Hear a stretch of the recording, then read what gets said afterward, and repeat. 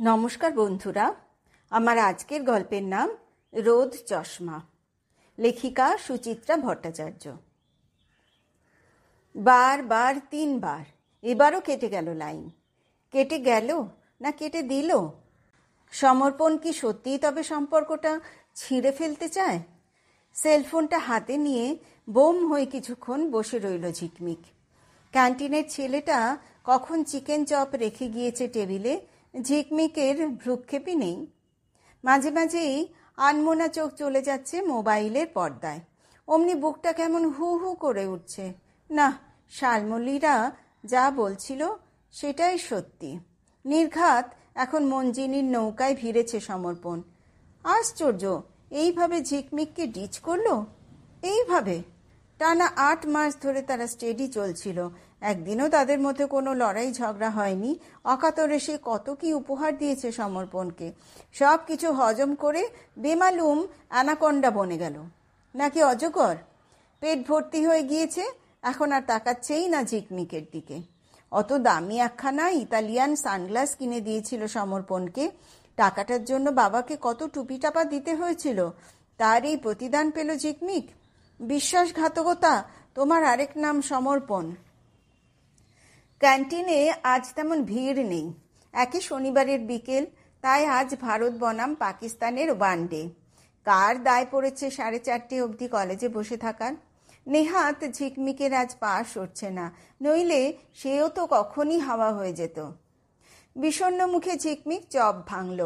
চামচ করে সবে মুখে পুড়ছে, কোত্থেকে হঠাৎ সামনে নিবেদন। উল্টো দিকে বসতে বসতে বলল, কিরে সেকো বিষ খাচ্ছিস নাকি? ঝিকমিক উত্তর দিল না, মুখভঙ্গি করল সামান্য। এমনিতে নিবেদন ছেলেটা খারাপ নয়, তবে বড্ড বেশি গায়ে পড়া, একটু বোকা বোকাও। ঝিকমিকের ওপর তার ভালোই দুর্বলতা আছে। ইন্টু মিন্টু করার জন্য ছোঁকছোক করছে সারাক্ষণ। মাঝে মধ্যে নিবেদনকে খারাপও লাগে না। আবার কখনো কখনো ওর এই ফেবিকল হালচালে ঝিকমিকের গা জ্বলে যায়। তোর আজ আপো নেই? গোলগাল মুখে নিবেদনের চোখ জোড়া পিটপিট করছে। ঝিকমিক গোমরা গলায় বলল, জেনে তুই কি করবি? দাঁত দেখাচ্ছ কেন বস? মনে হচ্ছে মুড ভালো নেই। বুঝছিসই যখন পিন মারছিস কেন? তোমাকে ফিউজ দেখলে আমারও যে বুকটা পিন পিন করে বস। নিবেদনের স্বরে আচমকা মাখন। কি হয়েছে রে ঝিক, বল না। ঝাঁঝালো চোখে একবার নিবেদনকে দেখেই চোখ সরিয়ে নিল ঝিকমিক। আহা, চেপে রেখে লাভ আছে? বরং ঝেড়ে কাশলে মনটা হালকা হয়। বেশি ঘ্যান ঘ্যান করতে হলো না। 2-4 বার বলতেই ঝিকমিকের বুকের ভিতরের জমা বাষ্পটা বেরিয়ে এলো। গড় করে উগরে দিল সমর্পণের সাম্প্রতিক কীর্তিকলাপ। কিভাবে সে ঝিকমিককে ডজ করে করে বেরিয়ে যাচ্ছে, রিভার্স সুইপ মেরে কিভাবে দূরে ঠেলে দিচ্ছে ঝিকমিককে। এখন ঢিপ কপালি ঘুষকি চুল মঞ্জিনীর জন্য সমর্পণ কতটা ফিদা, কিছুই জানাতে বাকি রাখলো না। শেষের দিকে তো গলাটা রীতিমতো ধরে এলো ঝিকমিকে। ফোঁচ ফোঁচ নাকও টানলো বার কয়েক। নিবেদনও ভারী ব্যথিত হয়ে পড়েছে। কাঁপা কাঁপা গলায় বলল, আমি জানতাম। কি জানতি? এই রকম একটা কিছু পরিণতি হবে। সমর্পণের মতো একটা 3rd গ্রেড ফ্লার্টে তুই কি করে মজলি? আমি তোকে কতবার সাবধান করেছি, পাত্তাই দিসনি। ঝিকমিক একটুক্ষণ চুপ, নিথর। মনোবেদনাটা নামিয়ে দিয়ে বুকের হুহু ভাবটা একটু কমেছে বটে, তবু চিনচিন একটা কষ্ট যেন রয়েই গিয়েছে।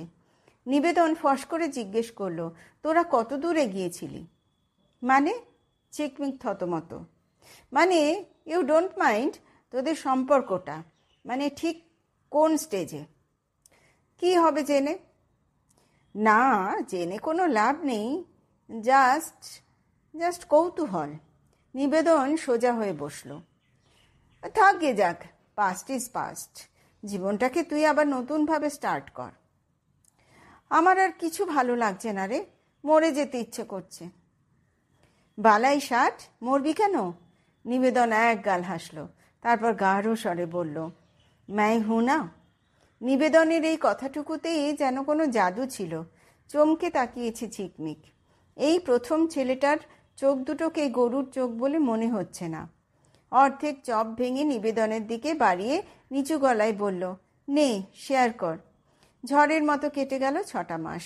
পার্ট 2 পরীক্ষা শেষ, কলেজ লাইফের ইতি, এখন শুধু রেজাল্টের প্রতীক্ষা।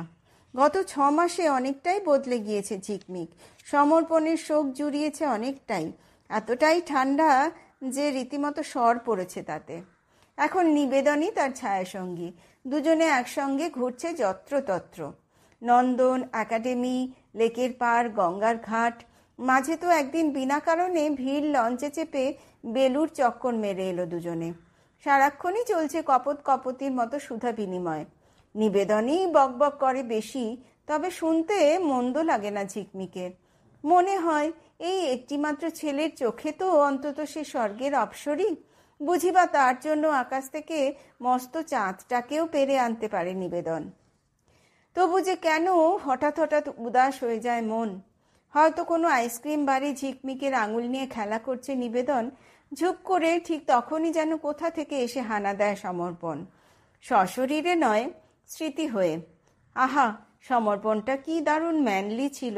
6 ফুট ছুঁই ছুঁই হাইট, চওড়া কাঁধ, বাউন্সি চুল, চোখে চোখ রেখে যখন তাকিয়ে থাকতো বুকে যেন ক্যাটারিনার দাপাদাপি। মোটর বাইক চালাতো কি জোরে, বাপস!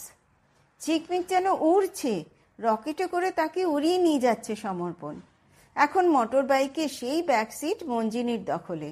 স্রেফ গায়ের রং ফর্সা বলে ঝিকমিককে কনুই মেরে দিল ওই ঢিপ কপালি। কোনো মানে হয়? ঝিকমিকের এইসব ক্ষণিক ভাবান্তরগুলো কিন্তু নিবেদনে চোখ এড়ায় না।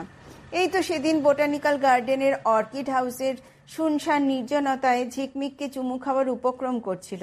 হঠাৎ দেখলো ভারী অন্যমনস্ক হয়ে গিয়েছে ঝিকমিক। তার চোখ দুটো যেন নিবেদনকে ছাড়িয়ে চলে গিয়েছে অনেক দূরে, অন্য কোনো দেশে।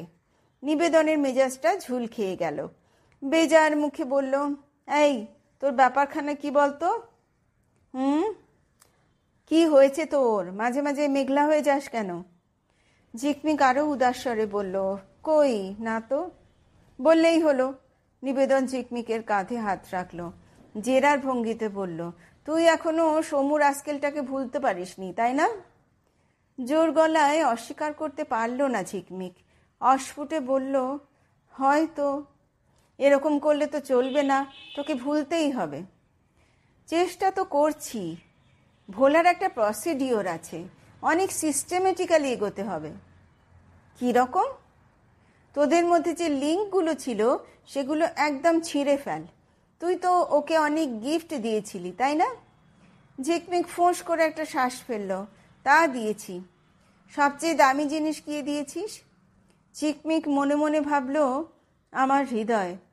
মুখে বলল, একটা ইতালিয়ান সানগ্লাস, 1800 টাকার মতো পড়েছিল। গুড। স্ট্রেট সমুর কাছে গিয়ে সানগ্লাসটা আগে ফেরত আন, তারপর ওটা আমায় দিয়ে দে।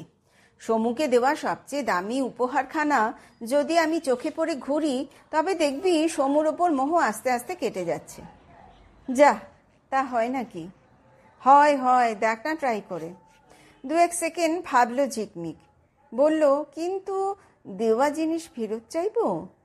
অফকোর্স, ও যদি তোকে মনটা দিয়েও ফেরত নিয়ে নিতে পারে, তুই সামান্য একটা সানগ্লাস ফেরত চাইতে পারবি না? নিবেদন আরও একটু ঘন হলো ঝিকমিকের। অনুনয়ের স্বরে বলল, ওই সানগ্লাসটা তুই আমায় এনে দে ঝিক, নইলে আমাদের সম্পর্কটা যে দানা বাঁধবে না। ঝিকমিক দ্বিধা মেশানো স্বরে বলল, দেখি। দেখি নয়, ডু ইট ঝটপট।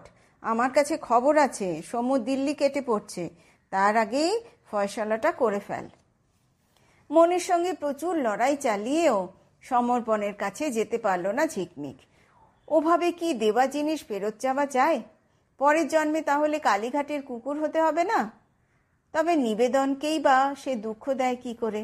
তাকেও একখানা সানগ্লাস তো কিনে দিতেই হয়। দিলু। অবিকল একই রকম দেখতে, গায়ে একই ইতালিয়ান কোম্পানির লেবেল, শুধু একটাই যা তফাৎ, জিনিসটা নকল, সস্তার, ধর্মতলার ফুটপাত থেকে কেনা। তা সেই নকল রোদ চশমাতেই নিবেদন বেজায় আহ্লাদিত। আসল নকলের তফাৎ সে থোড়াই বোঝে। রঙিন কাচের আড়াল থেকে ঝিকমিকের আনমনা ভাবটাই বা তার আর চোখে পড়ে কই। দেখতে দেখতে পার হয়ে গেল আরও 3টে বছর। নিবেদনের সঙ্গে ঝিকমিকের বিয়ে হয়েছে সদ্য।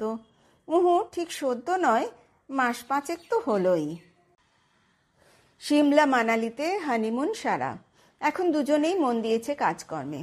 হঠাৎ এক বিকেলে সমর্পণের সঙ্গে দেখা। গড়িয়াহাটে শপিং করতে এসেছিল ঝিকমিক। একখানা বাহারি বেডশিট কিনে দোকান থেকে বেরোচ্ছে, সামনে সমর্পণ। পরন্ত রোদে চোখে সেই সানগ্লাস। ঝিকমিক পলকের জন্য হতচকিত। পাশ কাটিয়ে বেরিয়ে যাবে কিনা ভাবছিল, সমর্পণই রাস্তা আটকেছে। Hi Jhiks, how is life? অগত্যা ঝিকমিককে দাঁড়াতেই হয়, কথাও বলতে হয়। ঝিকমিক পলকা হাসল। মন্দ কি? শুনলাম তোমরা বিয়ে টিয়ে করে ফেলেছ। সেই নিবেদনকেই বিয়ে করলে? আলু ভাতে মার্কাটাকে? ভুলটা কি করেছি? আর যাই হোক, নিবেদন 420 নয়। ঝিকমিক ভেবেছিল কথাটার প্রতিক্রিয়ায় নির্লজ্জের মতো হাহা করে হেসে উঠবে সমর্পণ, কিন্তু তেমন ঘটল না। সমর্পণ যেন চুপসে গেল একটু। শুকনো মুখে বলল, তুমি এখনো আমার ওপর চটে আছো, তাই না? না তো, পাস্ট ইজ পাস্ট। হুবহু নিবেদনের মতো করে কথাটা বলল ঝিকমিক। তেরচা চোখে জিজ্ঞেস করলো, তোমার কি খবর? কবে বিয়ে করছো মঞ্জিনীকে? সমর্পণ দুদিকে মাথা নাড়ল। করছি না। ও, তার মানে ওকেও ল্যাং মারলে? না, বিশ্বাস করো, কি যে হলো, সম্পর্কটা টিকলো না, বুঝলে। রোদ চশমাটা খুলে হাতে নিয়েছে সমর্পণ, দোলাচ্ছে অল্প অল্প। মৃদু গলায় বলল, ওর মধ্যে তোমার মতো চার্ম নেই। মস্কা মারছো? ভাবছো কাটা খায় নুনের ছিটে পড়বে? না না, বিলিভ মি। সমর্পণ যেন একটু অস্থির।